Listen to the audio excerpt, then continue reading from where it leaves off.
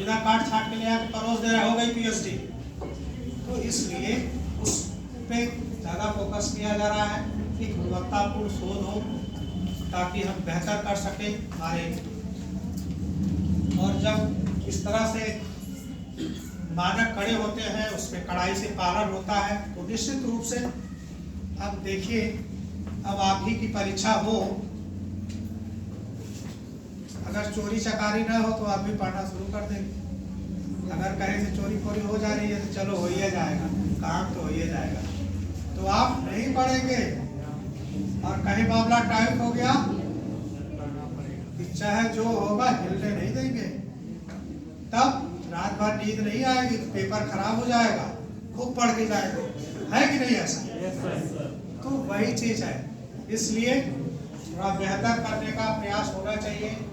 और शिक्षा में तकनीकी को बढ़ावा देने की बात है कि हम टेक्नोलॉजी को ज्यादा से ज्यादा, हम देखिए टेक्नोलॉजी को हर जगह बढ़ावा देने की बात है। और एक एग्जाम्पल हम आपको बताएं,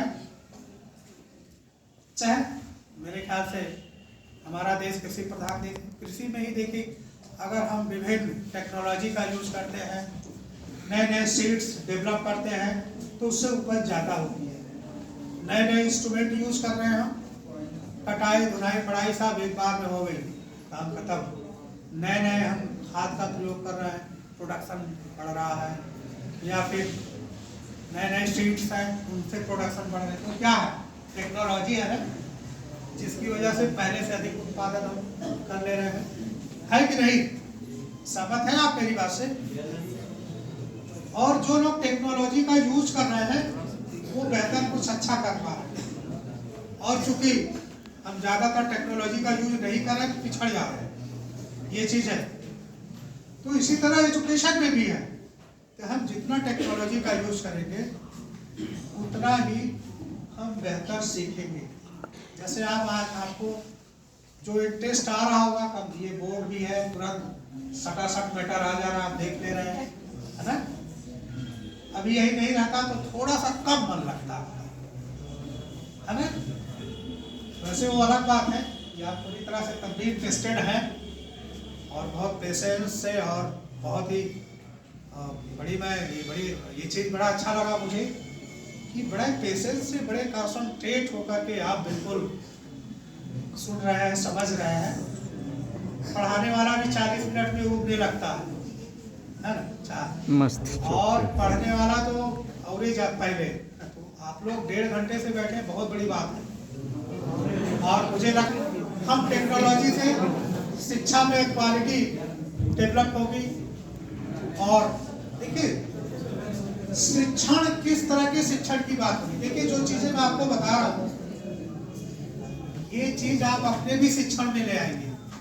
देखिए एक शिक्षक के लिए जो सबसे बड़ी चीज होती है, एक प्रभावशाली शिक्षण, एक प्रभावी शिक्षण। और एग्जामिनर जब आता है ना तो आपको यही देखने चाहता है, पता नहीं आप पढ़ाते हुए प्रैक्टिकल होता है कि नहीं, ये तो नहीं बता पाएंगे। तो जब आपका फाइनल प्रैक्टिकल होता है तो आपसे पढ़ाया जाता है और एग्जामिनर आपका मूल्यांकन करता है। तो उसमें एग्जामिनर यही देखना चाहता है कि आप कितना इफेक्टिव टीचिंग कर रहे हैं, आपकी क्लास में बच्चा इंटरेस्ट ले रहा है कि नहीं ले रहा है, कि ऊब रहा है। ऊब रहा है तो बेकार है, अगर इंटरेस्ट ले रहा है तो बहुत बड़ी बात है। तो आप में वो कला है, आप में वो क्वालिटी है कि आप बच्चे में इंटरेस्ट किए। तो एक शिक्षक का ये भी है कि वो अपने छात्रों को उसमें कितना इंटरेस्ट क्रिएट कर लेगा। चलिए, शिक्षा में तकनीकी को बढ़ावा, फिर आगे दिव्यांग जनों के लिए शिक्षा में बदलाव।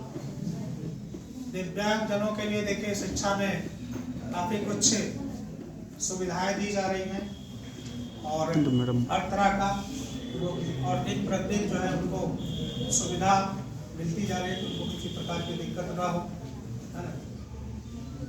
क्षेत्रीय भाषाओं में ही कोर्सेज, तो 8 क्षेत्रीय भाषाओं में ही कोर्सेज शुरू करने की बात हो रही है। तो इस तरह से ये उच्च शिक्षा में बदलाव है। अब हम जो नियामक संस्था है उसकी बात करेंगे। HECI, संपूर्ण उच्च शिक्षा के लिए सामान्य नियामक संस्था। तो ये जो नियामक संस्था है उसके भी पार्ट है, बॉडी है। इनके माध्यम से वो देश की जो शिक्षा व्यवस्था है उसको गवर्न करेगी, उसको संचालित करेगी। तो जो हमारा मुख्य जो सिंगल रेगुलेटरी सिस्टम है वो भारतीय उच्चतर शिक्षा आयोग के नाम से रहेगा। ठीक है, हमारा जो एक आयोग रहेगा वो किस नाम से, भारतीय उच्चतर शिक्षा आयोग की स्थापना इसको छोड़कर उच्च शिक्षा के लिए कर है। अब देखिए, अब ये जो भारतीय उच्चतर शिक्षा है आयोग है, इसके चार पार्ट, चार बॉडी है। देखिए, ये HCI के चार बॉडी है। अब पहली है बॉडी है, ये चार स्वतंत्र इसके कार्य क्षेत्र है, यानी इनके जो इन संस्थाओं के माध्यम से ये शिक्षा व्यवस्था को गवर्न करेंगे। तो सबके अलग अलग काम है। इसका पहली बॉडी है राष्ट्रीय उच्चतर शिक्षा नियामक परिषद। इसका काम है नियमन के लिए।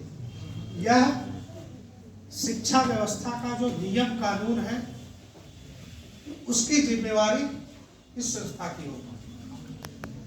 दूसरी बॉडी है सामान्य शिक्षा परिषद।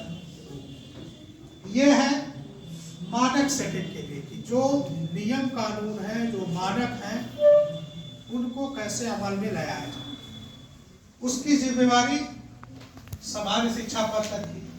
तीसरी संस्था है उच्च शिक्षा अनुदान परिषद। ये विभिन्न संस्थाओं को अनुदान देगी। जैसे इस समय UGC अनुदान देती है, संस्थाओं को अनुदान कौन देता है, UGC देता है। तो वैसे ये उच्च शिक्षा अनुदान परिषद होगी जो संस्थाओं का वित्त पोषण करेगी।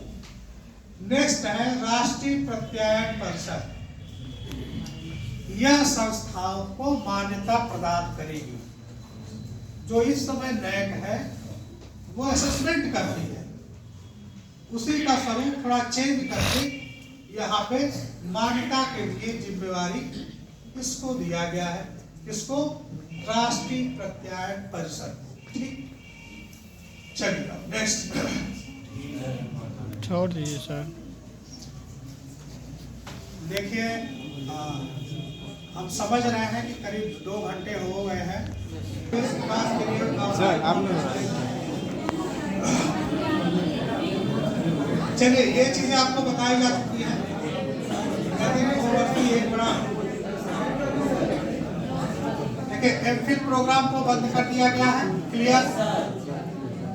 हाँ, नई चीज क्या है, एकेडमिक बैंक ऑफ क्रेडिट की बात की गई है कि देश में academic bank of credit develop किया जाएगा, जो प्रत्येक छात्र द्वारा अर्जित किया हुआ क्रेडिट वो रिकॉर्ड में रहेगा उसके हिसाब से, यानी डिजिटल रूप में वो कलेक्ट रहेगा। ठीक है। रिसर्च टीचिंग इंटेंसिव विश्वविद्यालयों की स्थापना की बात की गई, यानी कि शोध विश्वविद्यालयों की स्थापना की बात है जो अब तक नहीं की। न्यू एजुकेशन पॉलिसी के तहत शोध विश्वविद्यालयों की स्थापना होनी है, जिसमें पूरी तरह से शोध कार्य होगा। प्रत्येक शैक्षणिक संस्थान में छात्रों को टेंशन और इमोशन को संभालने के लिए परामर्श प्रणाली। देखिए, आपके काम की चीज बिल्कुल डायरेक्ट कि बच्चे जो स्टूडेंट्स जो टेंशन में है या फिर इमोशनल अनस्टेबिलिटी है, इस तरह की स्थिति में एक काउंसलर उपलब्ध होगा। अगर किसी प्रकार का आपका टेंशन है, कोई इमोशनल अनस्टेबिलिटी है या इस तरह की कोई दिक्कत से परामर्श लेकर के आप बेहतर स्थिति में हो सकते हैं। तो इस तरह की बात की गई है कि इस स्थिति में काउंसलर की अपॉइंटमेंट होगी, काउंसलर की सुविधा होगी संस्थाओं में। और इसके साथ साथ इसका उद्देश्य व्यावसायिक शिक्षा सहित उच्च शिक्षा में सकल नामांकन अनुपात को बढ़ाना। देखिए जो ये जो सकल नामांकन अनुपात है वो 2018 का डाटा है कि 26.3% है, जिसको बढ़ा करके 2035 तक 50% करने की बात की गई है कि यह जो है 2035 तक 50% करने का लक्ष्य रखा गया है और इसमें 3.5 करोड़ नए सीटें होंगी। तो इस प्रकार से ये हमारा लक्ष्य है हायर एजुकेशन के लिए।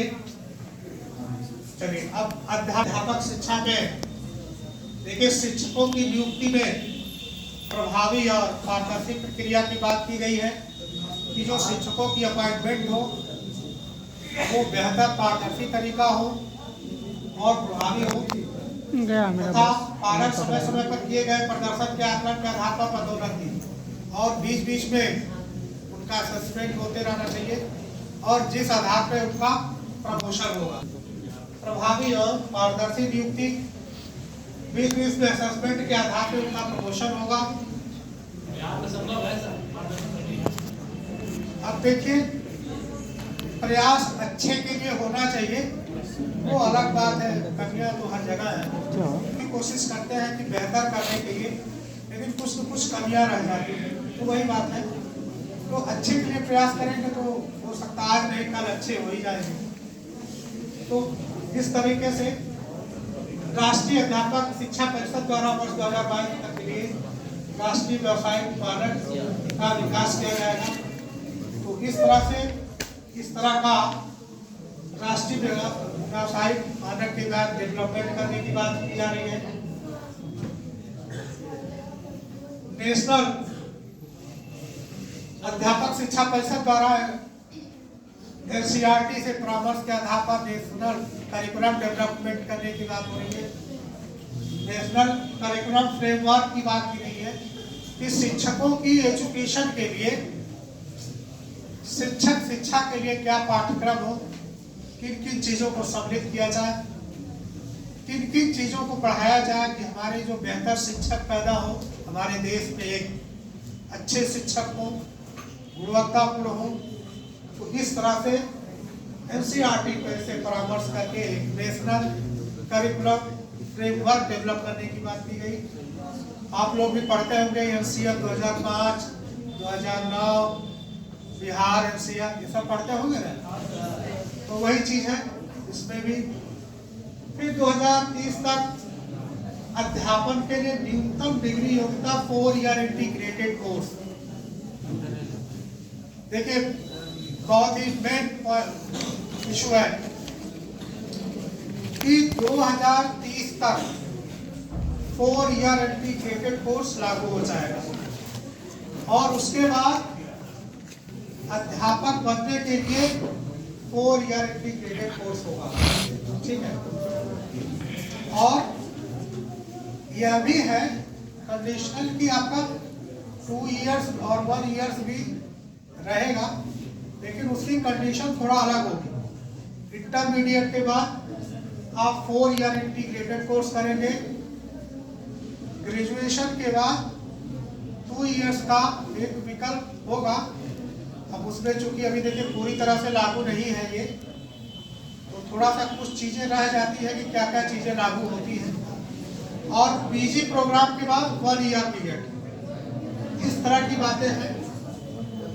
ठीक है, तो अब